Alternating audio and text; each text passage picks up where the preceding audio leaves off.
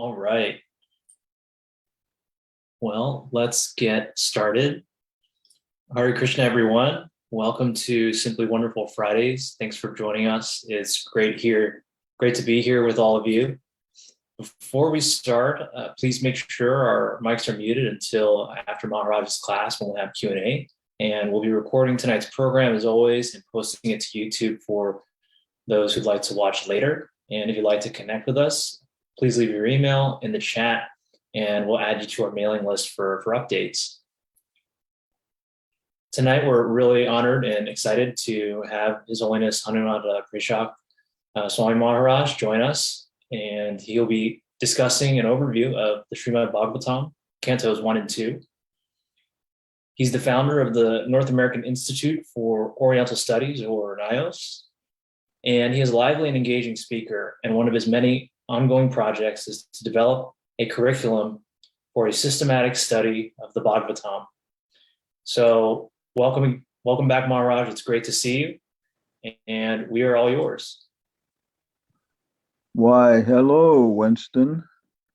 It's good to be an active and engaging speaker. Hare Krishna. Thank you, Maharaj.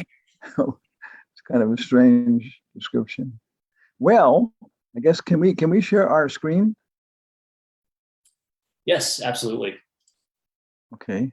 Recording in progress. Okay.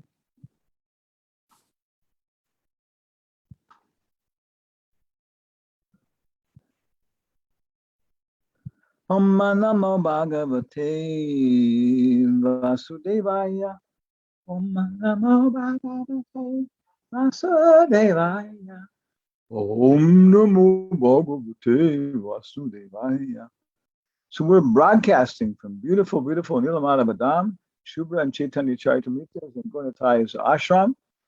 And we're going to try and look at this program here of, what do you say? Because last time we were here with you all, we were fortunate to do a summary of introduction to the place of Srimad Bhagavatam within the general context of world classical literature. Okay. And let's see, right here. Can you hear us okay, Mr. Winston? Yes, loud and clear. Okay, and the screen's okay. You can see our Simply Wonderful. Yep, looks okay. Great. Yeah. Okay, so last time we did an overview. First off, we looked at the Srimad Bhagavatam Purana as world classical literature. And of course there are, there's Don Quixote by Miguel Cervantes, there's Hamlet by Shakespeare. In Orient, we don't know so much, but there's a very wonderful classic called Journey to the West. Wikipedia has a big introduction. But I know very senior Chinese people. They're saying that, if you know that, you know Chinese people. It's one celestial monkey and celestial pig go with one monk from China to get higher knowledge in India. You're going to see the Buddha and get higher knowledge. And along the way, they have so many different adventures and encounters. It's a picaresque novel, like Don Quixote, where they encounter different things. And there's so many ethical lessons and morality lessons. Then what else? We have the analytics of Confucius. We have 1001 Arabian Nights. There's so many different things in world classical literature. But out of these, of course, the Vedas have a tremendous resource. Over 140,000 cataloged ancient texts. And out of all of these, the Bhagavad Purana is like the moon amongst the stars. For the depth of the poetry, depth of the philosophy, beauty of the poetry, and sophistication of the grammar, it's in a category by itself. Even atheists, got to listen to the previous video, but it's just a fact that as you begin to know anything about these things, you realize the Bhagavad Purana is an incredible, philosophical literature, everything else. And so, of course, A.C. Bhaktivedanta Swami Prabhupada, he gave us so many nice books. We're calling it the Bhaktivedanta Library. Isopanishad, Upadeshamrita, Bhagavad Gita, Srimad Bhagavatam, Teachings of Lord Chaitanya, Krishna book. But out of all these, the Bhagavatam is the heart. It's the literary incarnation of God in this Kali Yuga. So then we can see the Krishna book is a summary of the 10th chapter. Chaitanya Charitamrita, Lord Chaitanya is showing us how to appreciate Srimad Bhagavatam. So this week we were going to go ahead maybe and go right into the Bhagavatam a little bit. So next slide here. Okay. And here we have, okay, a little picture of Krishna. Okay. Srimad Bhagavatam is the literary incarnation of God. This is a very clear statement. You know? You can have Krishna incarnating as a brass statue. You can have Krishna incarnating as ideas. You know? But here it's a literary, Srimad Bhagavatam, literary incarnation of God. And what is the cow doing? Winston? He is licking Krishna's feet. Sounds like a pretty good idea, right? Yes. Better than popsicles. Okay. So here we have Srimad Bhagavatam is complete in 12 cantos. Okay. 18,000 texts traditionally, but how to match this up. There's one Purana which describes the length of different Puranas, and 18,000. There's some ways to get this exactly down like that. That's it was very big. And so the question is, well, how's it organized? What's going on? Is it organized, or is it just a collection of stuff that people accumulated in their attic? Okay. So here we have, okay, first two cantos are Krishna's lotus feet. If you go to Srimad Bhagavatam 2:12, you'll find it's discussing meditating on the Paramatma, starting with the feet. And the purport, probably he says this, other places too, that the first two cantos are the lotus feet of Krishna. And then we go up a little higher, 3 and 4, 5, 6, 7, 8, 9. It's rising up to his lotus face. 3 and 4 are his legs, 5 is his waist, 6 is his chest, 7 and 8 are his arms, and 9 is his throat. And then finally, the 10th canto is his smiling face. And specifically, chapters 29 to 34, Panch Adhyay, the 5 chapters, Raslila, are his smiling face. And of course, they're so beautiful, the prayers in there and everything else.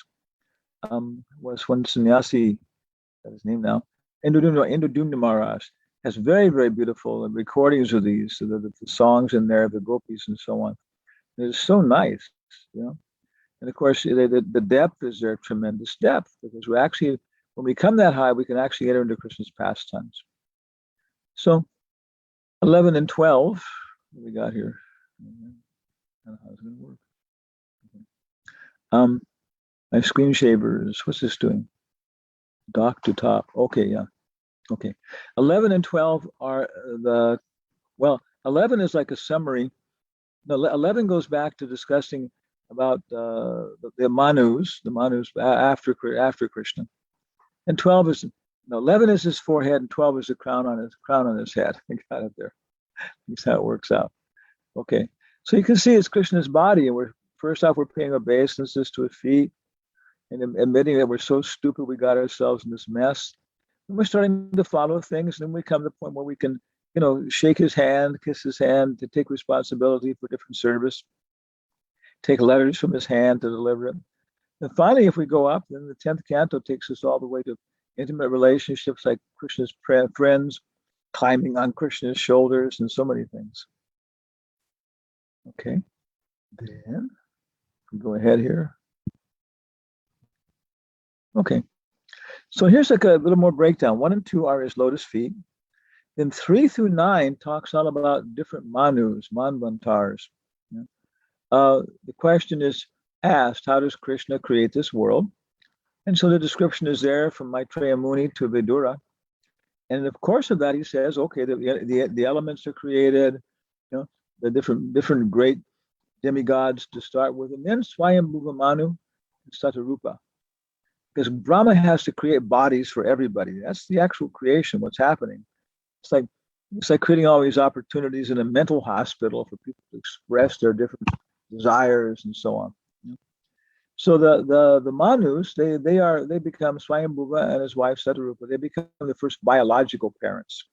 Because before that, it's coming out of Brahma's intelligence. He's generating these things, but it's a little slow. So they agree to become biological parents, and they come down to a more gross consciousness where they can see each other's gross beauty and things like that. So then they have 5 children, Devahuti, Akuti, Prasuti. First of the five Uti sisters, dap up. Okay.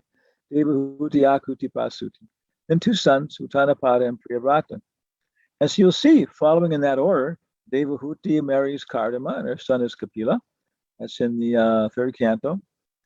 And then Akuti marries Ruchi, and their son is Vishnu. It's in the fourth canto. And then Prasuti marries Daksha. So there's a whole story of Daksha and the fire sacrifice with Sati and Lord Shiva and everything else in the fourth canto. And it talks about Dhruva. Of course, his father, Uttanapada, and so many descendants of Dhruva. And then finally, in the fifth canto, it starts to talk about, I think, Maharaj Priyavrata. You know? The fourth canto goes all through the descendants of Dhruva down to Maharaj, Prachumni Barishad, and the Prachetas, and Prithu Maharaj. So fifth canto is Prithu Maharaj. Then we come back to the descendants of Dhruva Maharaj in the sixth canto. And seventh canto, how's it go now? I guess it's kind of finishing off then. You know? Eighth canto is the other 14 manus, other 13 manus. Because in each day of Brahma, there are 14 manus. Just like on a ship, there's the captain. Okay. But then there's an officer of the watch. So for like 8 hours, there's actually, I think, was it four of them or something? Looks like that way. And they take 8-hour shifts. But for 1 hour, they overlap with the next guy coming on, and 1 hour they overlap with the guy before them. So altogether, there's four divisions of 6 hours. And that's like the manus. Brahma's in charge of everything, but the manus run the different parts of the day, divided into 14 parts. And with every change of manu, there's a change of Indra, change of the sages, everything else like that, all changes. So it's very systematic. Yeah. So then we've done the first manu, Devahuti, Akuti, Prasuti, Uttanapada, Priyavrata, and all their children and all these different incarnations that occur. But in the eighth canto, then it's talking about the other manus, how the Lord incarnated as Vishnu and saved the elephant Gajendra, how the Lord incarnated as a slimy fish. Usually, so how could the Lord incarnate as a fish living in the water? Okay, he came Matsya. Then he became a dwarf and begged something from Bali Maharaj. Wow, he's so kind. So the other manvantars are there, manus. And then finally in the ninth canto, it's focusing on our manu, Swayam Bhuva Manu. Okay. And during his reign, we get then Krishna. He occurs during the reign of Swayam Bhuva Manu. That's in the 10th canto, a little bit in the 11th canto, disappearance of Krishna. But after that, it discusses all the kings and everybody else, during the current Manu. Vaivasvata Manu. And then finally, 12 is like a summary, the glories of the Bhagavatam, the content of the Bhagavatam, all these kind of things. So, is that okay, Winston? Do you understand Srimad Bhagavatam now? Oh, yeah. Got it all down. Okay. We just covered off, what do you call it, 18,000 verses in 10 minutes and 80 seconds. Yeah. But you can see it is very systematically organized. It's trying to show that Krishna is the supreme personality of divinity. So many people, but he's the supreme, even above Vishnu, above Ram, so many. And to do this is describing all these different manus and all the incarnations that occur. Okay, let's go on here. My cursor go. My cursor disappeared. I've lost control of my cursor. Okay. So cantos 1 and 2, we'll go back down to there now, are the first lotus feet of Krishna. And in the morning Bhagavatam class, mostly discovering these first 2 cantos. And here's a nice representation of how the descriptions, the different marks on Krishna's feet. So you see a lotus flower, a chakra, an umbrella, a flag, a swastika, fish. So if you see those in the dust, you can probably follow them with great benefit. So lotus feet of Krishna. What cantos 1 and 2? Okay, we divide the first canto into 4 major parts. Actually, it's 5. I corrected this. Okay, there's the preface. Okay, very important. The introduction. Okay, then sutta to the sages. The sages in Naimar Sharanya are all there, and Sutta Goswami is talking to them, and he presents the entire Srimad Bhagavatam to them. Then Narada to Vyasa. Again, how this was passed down and how Narada Vyasadeva got the impetus. And Narada Muni then described Bhagavatam to him. Then we got what is it? Okay, I'm working on this. 7 through 12 then describes the activities right after the battle of Kurukshetra. Maharaj Pariksha was burned by a Brahmastra. Krishna left for Dwarka, the birth of Maharaj Pariksha, disappearance of Bhishma Dev. So things right after Kurukshetra. And these are all there because he's trying to set the stage, especially for how Maharaj Pariksha met Sukadeva Swami. So then later on, 13 through 16, I guess, or something, 15, I'm working on this, is a disappearance of Krishna, disappearance of the Pandavas, disappearance of Dhritarashtra, and the appearance of, all these things like that.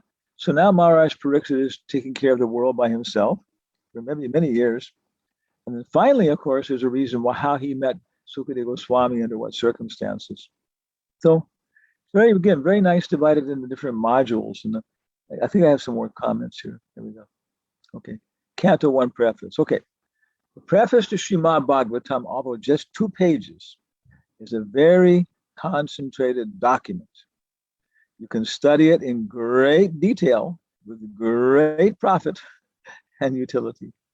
Since Srimad Bhagavatam is Srila Prabhupada's life's work, its preface is also a preface to his life and institutions such as ISKCON.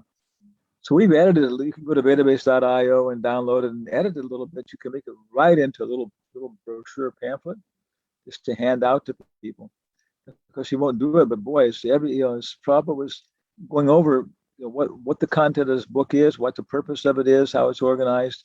And so it's very, very nice document to understand who we are. Okay. And there's the introduction. The introduction to Srimad Bhagavatam is primarily a 35-page biography of the life of Lord Chaitanya, the ideal preacher of Srimad Bhagavatam. Without his mercy, it is very difficult to understand the Bhagavatam. Okay. And in Spanish, it's printed as a separate little book. The same thing. Somebody says, "Oh, I know Aurobindo, I know Dayanidhi, I know this person." No, but who's Sri Chaitanya? So the introduction is about something you can read it one evening with a nice, cold glass of root beer, prasadam, like that. So it's a very, very nice, wonderful little biography of Lord Chaitanya. Okay. And before that, there's maybe a few more pages, which are basically, it's an introduction to the first few verses, describing what is the absolute truth, and what is because some people say God is the supreme controller. For example, when I was growing up, we all kind of accepted that God was the supreme controller. He was more powerful than the devil. But where did he come from? Where did the devil come from? That wasn't quite clear. So that's the Bhagavatam is saying that it's showing that Krishna is not only the supreme controller, but also he's the source of everything. And that's why he controls everything, because it's coming from him, like a tennis game is coming from somebody. So very, very nice document. Canto 1 is a preface to the entire Srimad Bhagavatam. In the preface we find purpose of the book, qualifications of the speaker, qualifications expected of the listener, circumstances under which the book was produced. My name is Bob Smith. I live in Middletown, Nebraska, the United States. In 1932, we discovered there were no good, let's take a little farther. In 1951, we discovered there were no good books on calculus for high school students. So along with my fellow teachers and students in Central High School in Center City, Kansas, we then wrote this book. It's expected that the student will have finished analytical geometry before the course. That's the preface. So Srimad Bhagavatam, in the first canto, it does all these things. What's going on here? Okay. Who is the principal speaker of the Bhagavatam? I'm asking our studio audience. Louder. Okay. Yeah. Sukadeva Goswami. Sukadeva Goswami is the principal speaker, right? Sukadeva Goswami is Bhagavatam. Yeah, okay. Who is the principal? Okay, I got an answer there. Who is the principal listener? Got it. Maharaj Parikshit. Under what circumstances is it produced?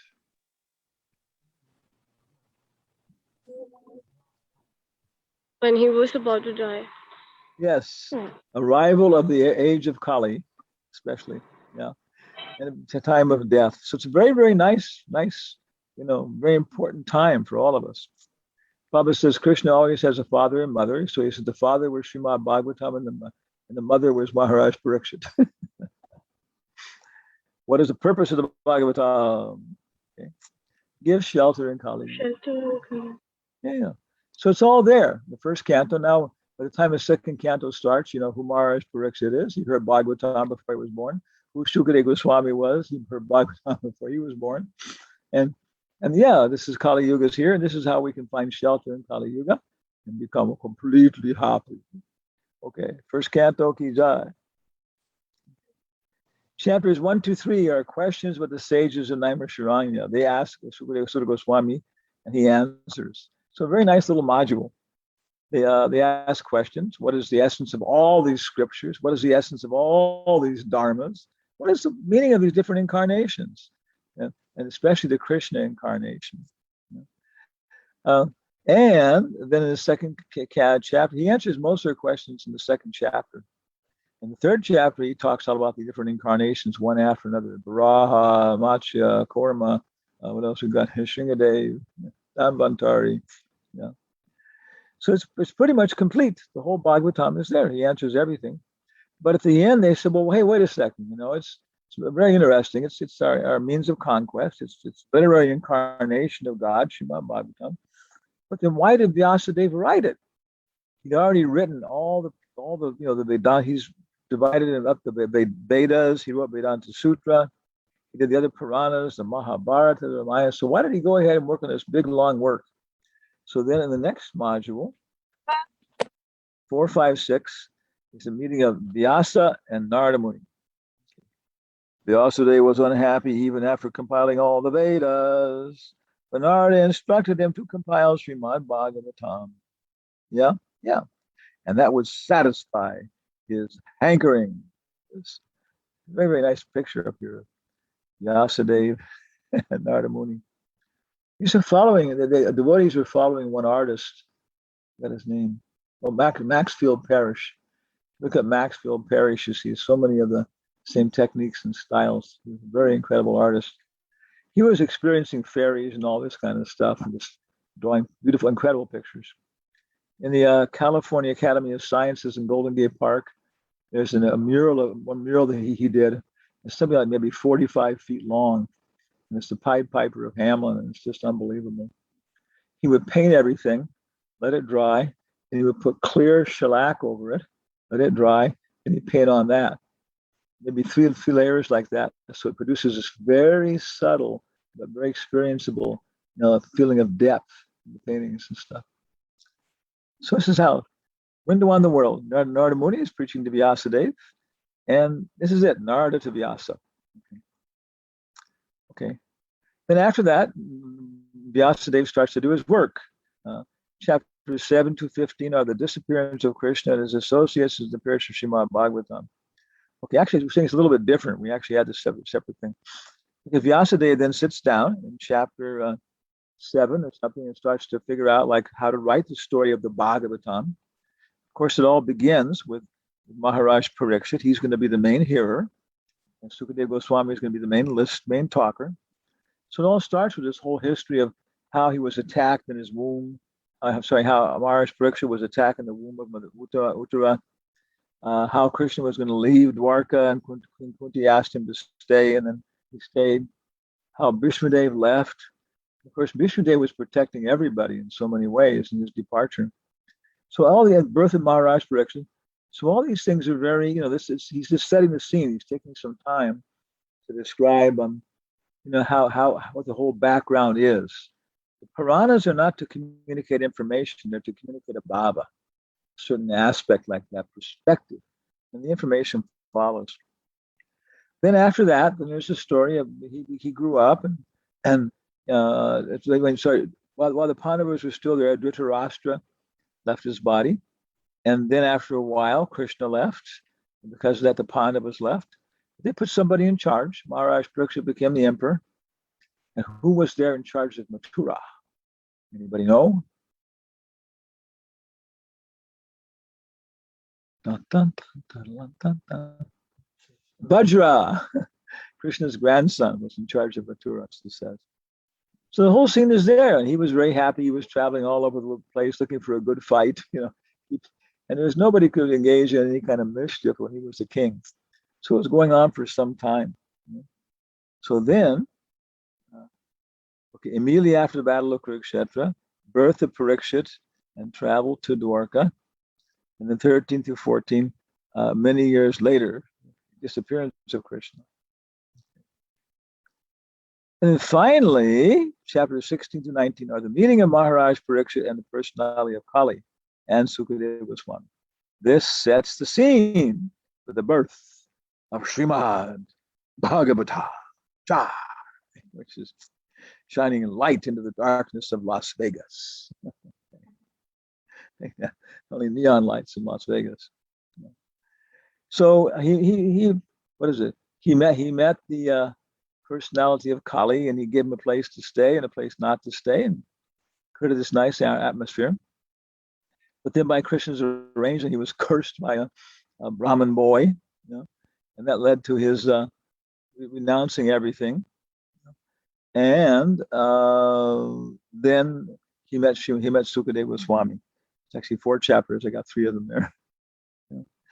And then they meet, and it's described the meeting like that. And then actually, okay, he's going to ask questions. Everybody decides Sukadeva Goswami is the proper person to be the teacher. We all want to listen. So that in that Bhagavatam in the 2nd canto actually starts Sukadeva Goswami's presentation. Canto 1, preface, introduction, Sutra to the sages, Narada to Vyasa, disappearance of Krishna and his associates, appearance of Srimad Bhagavatam. So, Winston G, anybody have any questions at this point? Comments?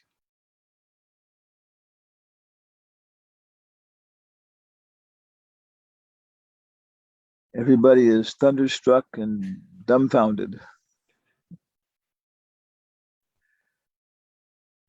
Okay. Canto 2, the cosmos. We divide the 2nd canto into 3 parts. It's very systematic. Now it's Sukadev to Maharaj Parikshit. Okay. He describes everything again. In 3 chapters, he describes, I'll have a summary or not. Okay. And then Brahma to Narada. And then finally Vishnu to Brahma. Okay, there we go, yeah. In the 2nd canto, Sukadeva Goswami starts his instructions to Maharaja Parikshit. Om Namo Bhagavate Vasudevaya. In 3 chapters, he explains pantheism, Brahman, I'm the taste of water, I'm the light of the sun, I'm the fragrance of the earth. Then he goes to Paramatma, mysticism, Satchit. It's called the Lord in the heart. The Lord in the heart.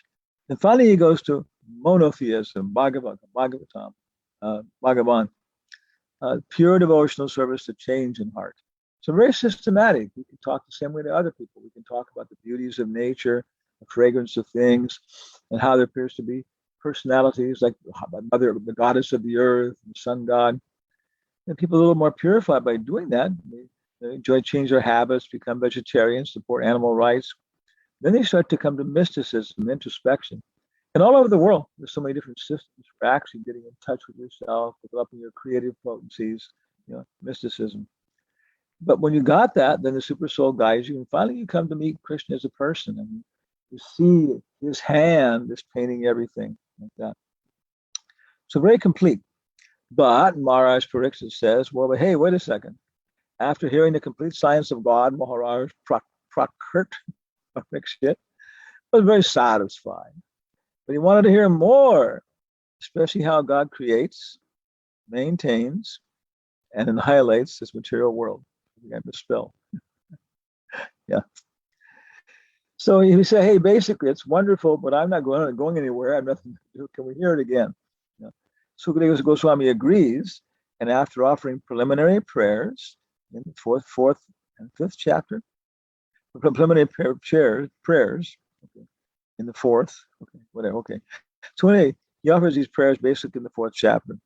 Kind of slows down now. Very, very, very beautiful prayers. May the Lord decorate my words again and again. Okay. See, this is his own kind of little preface and introduction.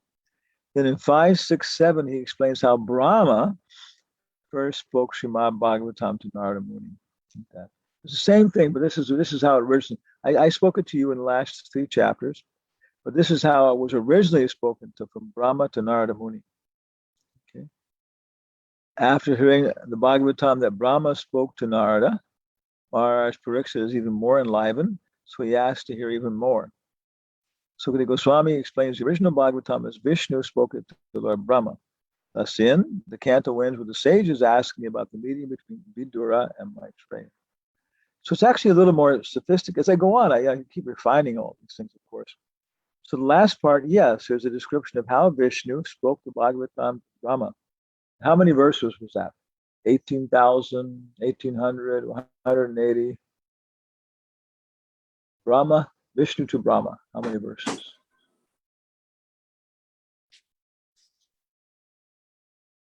Nobody knows. 4 verses. 4, yeah. Yeah. Brahma's a very sharp student. In class, 4 verses. Okay. Yeah. Okay. So, but then it also it asks about, he asks, Maharaj Pariksit asks, okay, you said that Narada got this from Vyasa.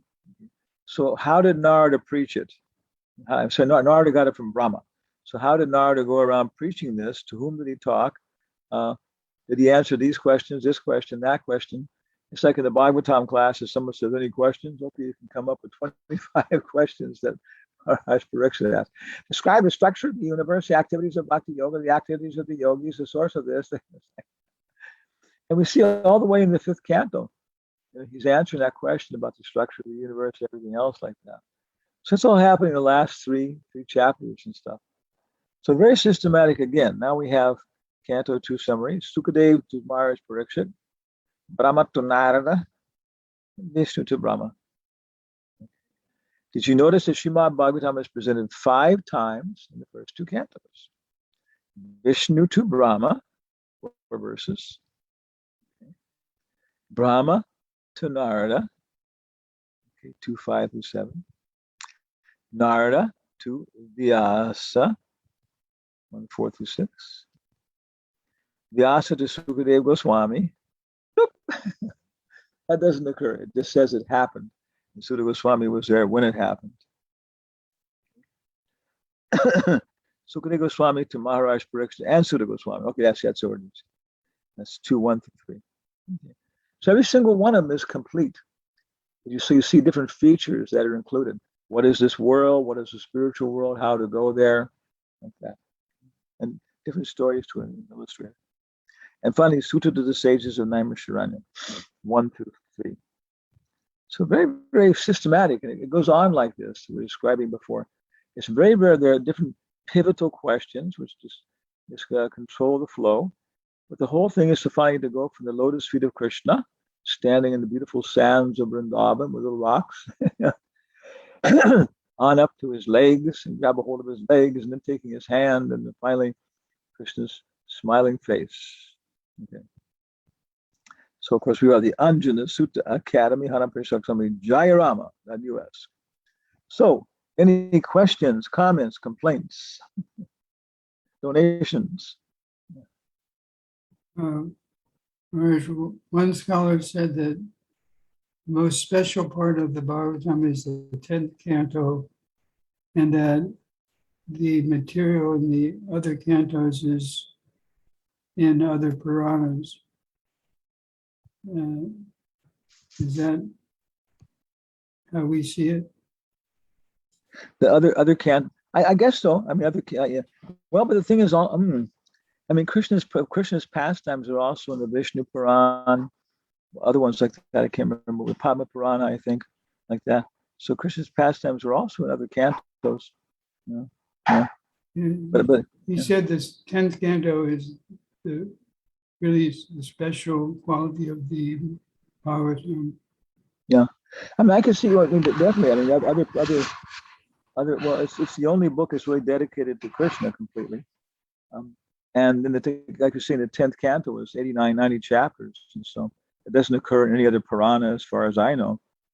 But I would say even the descriptions of, like, the Purusha avatars and Lila avatars like Rama and so on, even those in the Bhagavatam are given, like, they're given a very, very good perspective.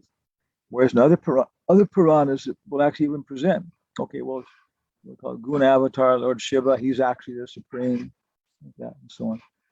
So other cantos also, I think, my perspective also they're mentioned in other places, but in the Bhagavatam, they're presented in a very, very nice perspective.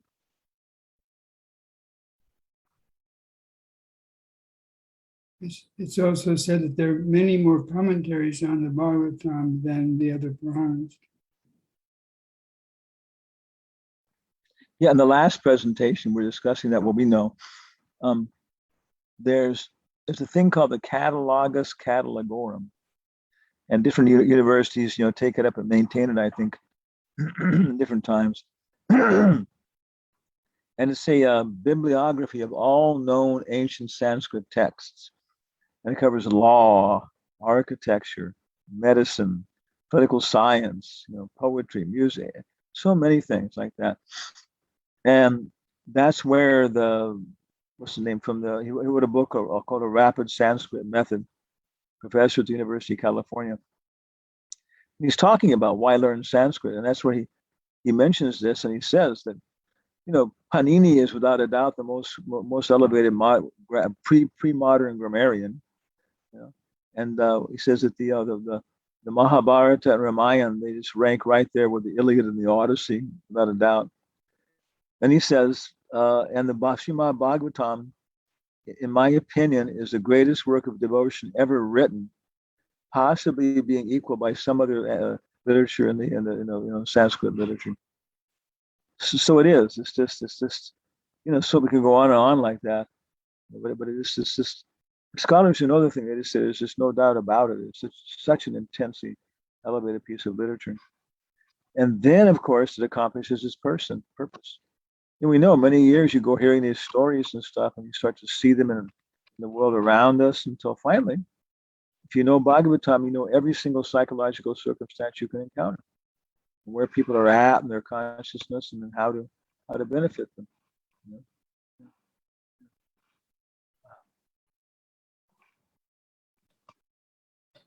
It says in the Bhagavatam that in Kali Yuga, truth, I think, is still austerity and other qualities are reduced, but the truth is still there. And the Bhagavatam is the absolute incarnation of Christianity. Yeah. When Dhammatari came, he showed us how to do great austerity to realize God, and Ram showed us how to realize, Krishna through being a proper grihastashram, varnashram. Like you're saying, in the Kali Yuga, none of these things are manifest. And they're getting worse and worse. Even Prabhupada says, even truth is having a hard time. The last leg is struggling.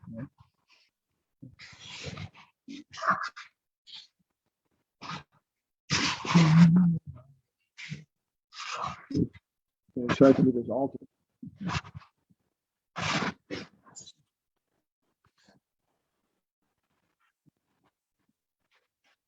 This is Srimad Bhagavatam.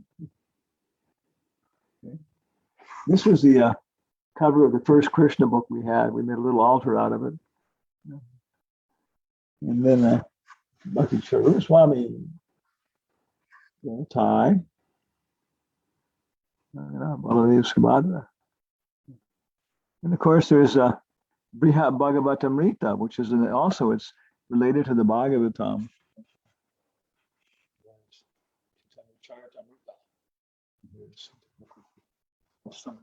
Somebody in the kitchen there. So, any final questions or comments here? Oh, Chaitanya Charitamrita has one. He's across the room there. Yeah, Maharaj, when you're talking about the second canto of Vyasa Sutta, I did not actually have a conversation in that second canto, but they had a conversation before King Riksha. Is that right? Yeah, Sukadeva Swami says he heard the Bhagavatam in the womb of his mother. He didn't want to come out. And so then when he heard Srimad Bhagavatam from his father, he said, oh, okay, there's protection, everything else, I'll come out. But that's not described. It doesn't describe how how Vyasadeva was preaching and what he said. Like that. It was a different time. Yeah. So you did discuss it, just not that second canto. No, well, first canto. It's not, Yeah. It's not. Thank you. I thought that, make sure it's clear on that. So that's good to know. Yes, it's good. Yes. The time of death, Yamaraj will test us. Sukadev, mercy, ki jai. And then when he was going away, his father was very disturbed. Probably kind of mentions this, but in the Puranic encyclopedia is more that when Sukadeva Goswami just left and just took birth and left, he was born 16 years old, somehow.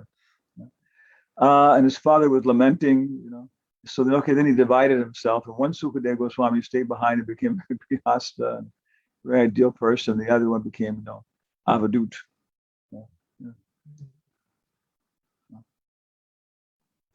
Om Namo Bhagavate Vasudevaya.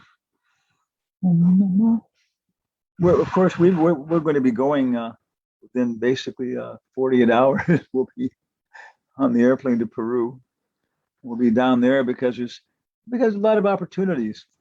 The people are much more cultured and religious and so on down there, and also artistic and so facilities. So we'll be staying.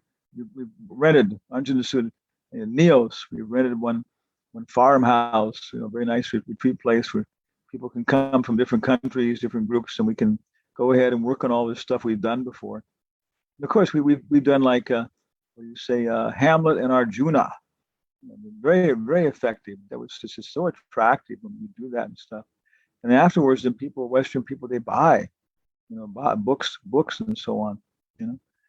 Because it's a very similar story. And of course, that doesn't go beyond a little bit beyond the Bhagavad Gita. Discussing some things, but basically, the basic principles there are that whatever your consciousness is at the time of death, that's the kind of birth you take, and so on. And of course, these classics, again, The Lion King is directly based upon, Hamlet. And when Shakespeare wrote it, it was coming from an earlier German play.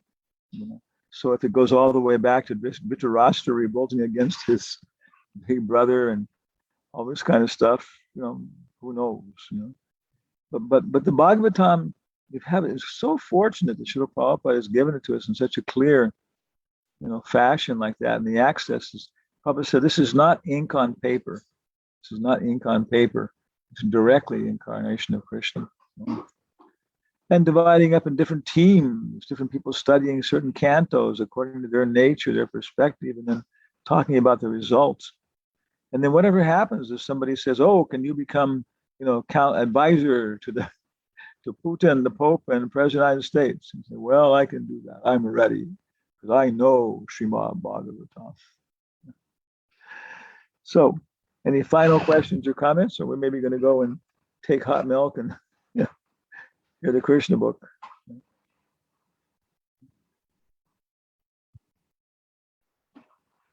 Guru Bhakti, Bar Sharani Devi Dasi, Krishna's iPhone, Panchali Devi Dasi, Pati Pavan, Julie Quajar, Charles Lind,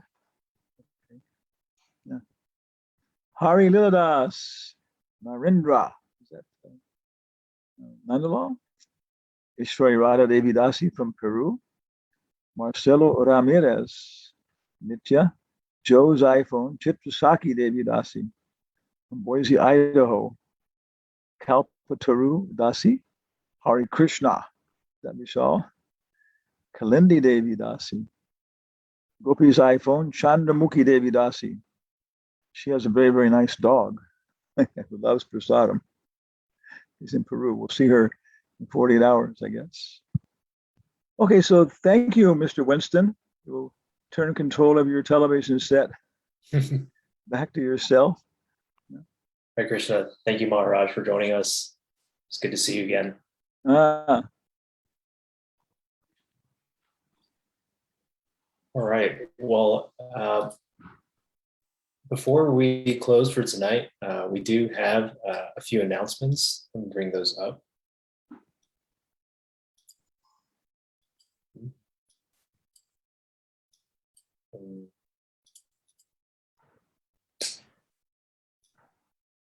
Yes, Mataji, go ahead.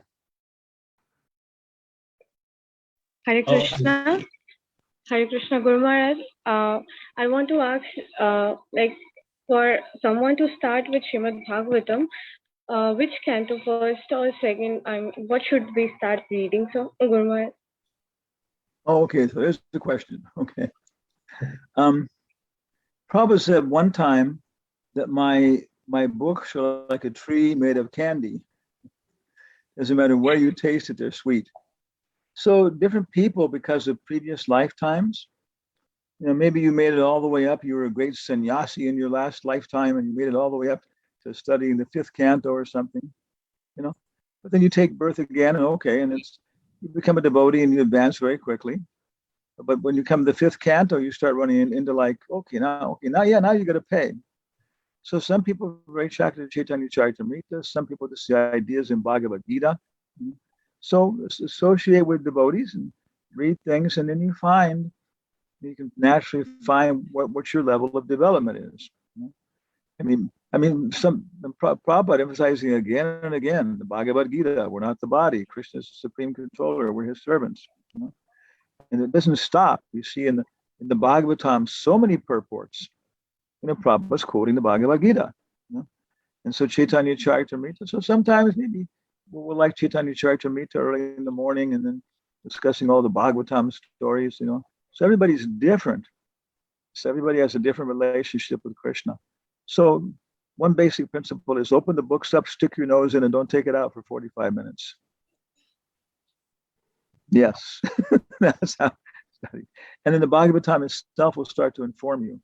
Oh, you should go some more time with, oh no, the Bhagavad Gita, you just go, because if you're reading Chaitanya Charitamrita, it's including selected verses from the Bhagavatam. It's including selected verses from the Bhagavad Gita. So if you're happy with Chaitanya Charitamrita, okay, read that. Okay. Thank you very much.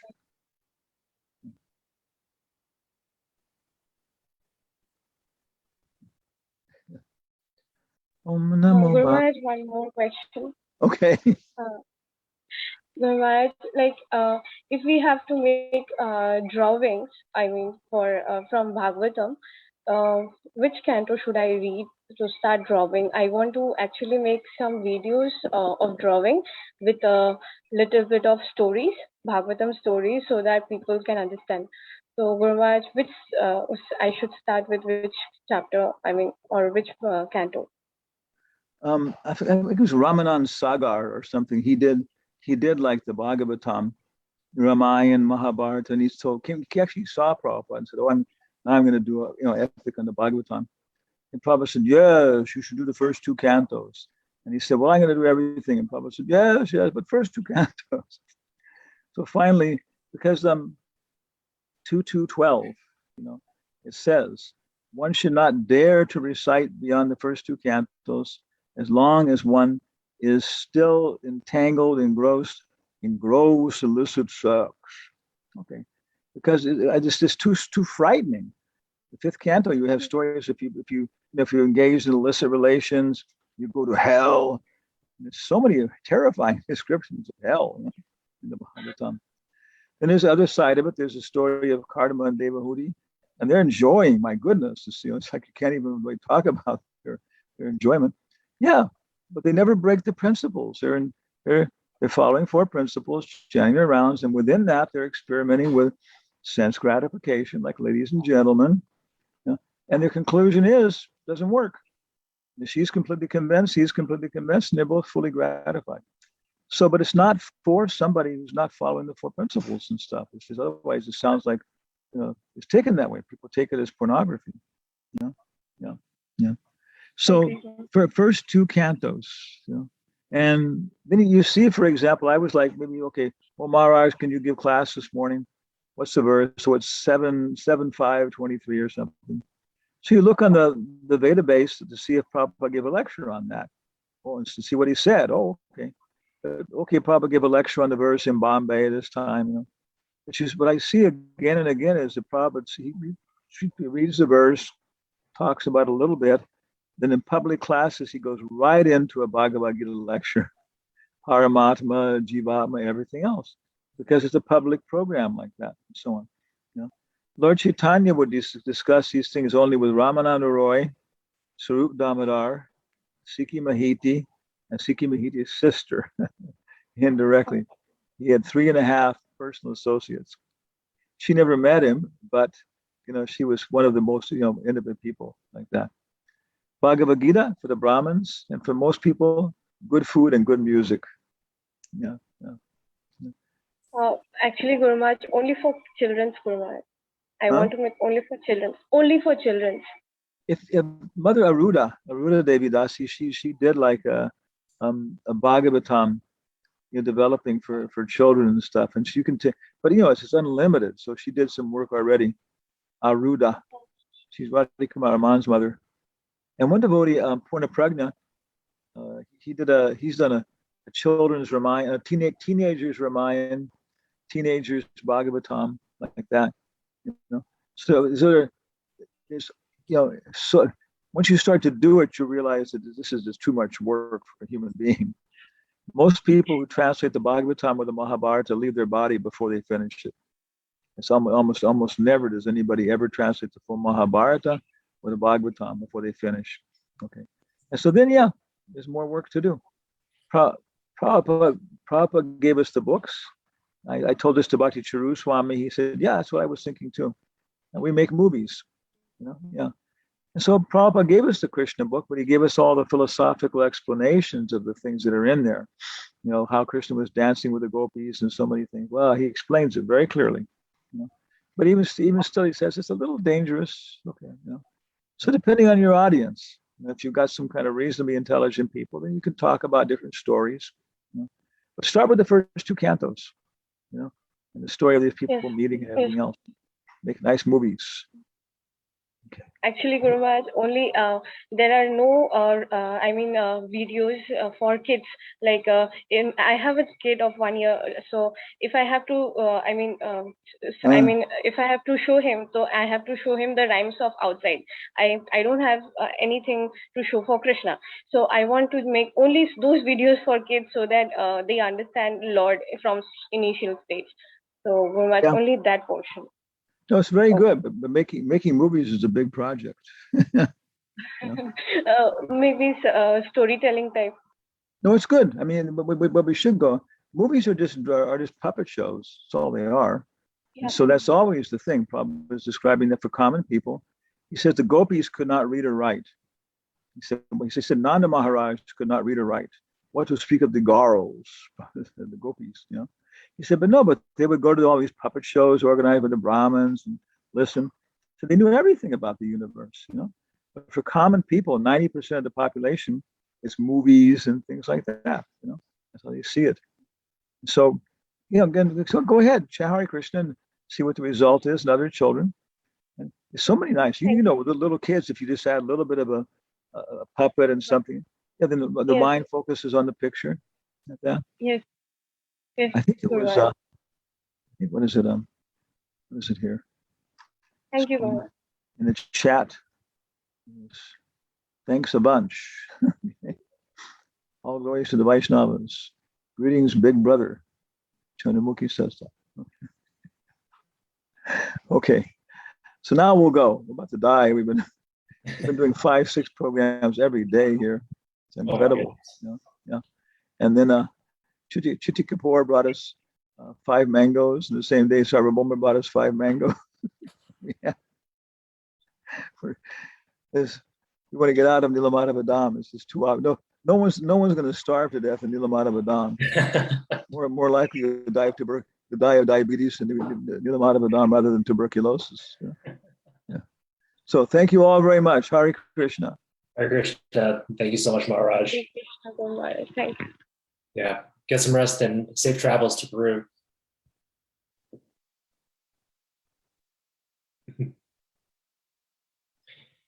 So before we close out, everyone, we've got a few announcements.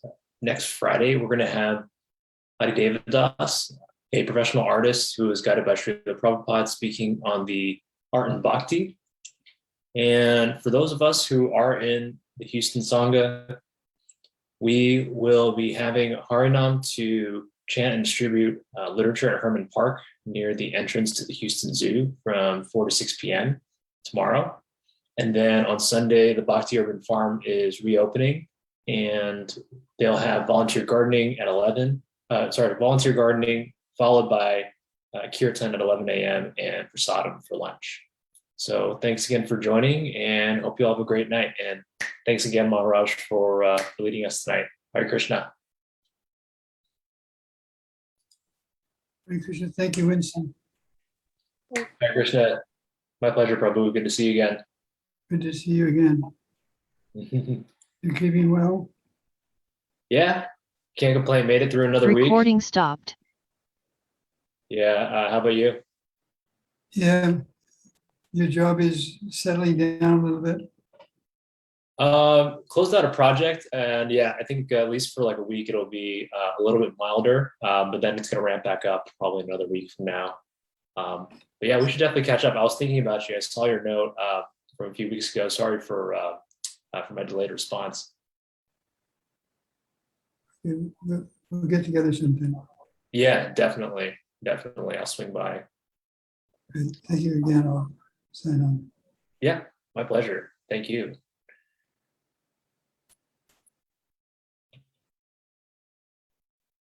All right. Good night, everyone. Hare Krishna.